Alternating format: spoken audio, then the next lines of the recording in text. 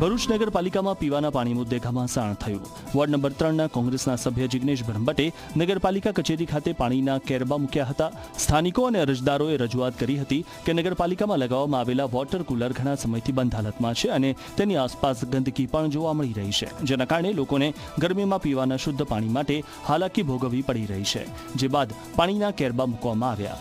આ સાથે તંત્રને પાણીની વ્યવસ્થા કરવા રજૂઆત કરવામાં આવી। જો કે તંત્રએ એવો બચાવ કર્યો કે કુલર સર્વિસ માટે બંધ છે, પરંતુ લોકો માટે પીવાના પાણીની વ્યવસ્થા તો કરવામાં આવી છે। અહીંયા પાણી પીવા હું ગયો તો પાણીની કોઈ સુવિધા છે નહીં અને વિમલની પિચકારીઓ, કોઈ સાફ સફાઈ નહીં, કુલર પર માટી જામેલી છે। હું લોકો પાણીના બોટલ નીચે લેવા જતા હતા, હું પાણીની બોટલ લેવા નીચે ગયો, તે પણ એટલું દૂર છે પાણી લેવા જવા માટે। હું ચાલતા ચાલતા પાણી લેવા ગયો।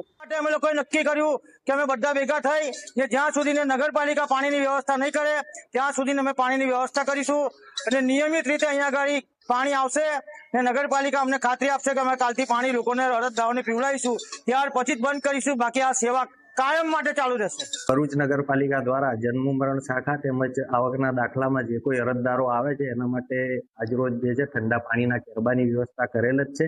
નગરપાલિકાનું કુલર અને આરઓ એ સર્વિસમાં આજે અમે કરાવડાવી અને એનો પણ ચાલુ કરીએ છીએ।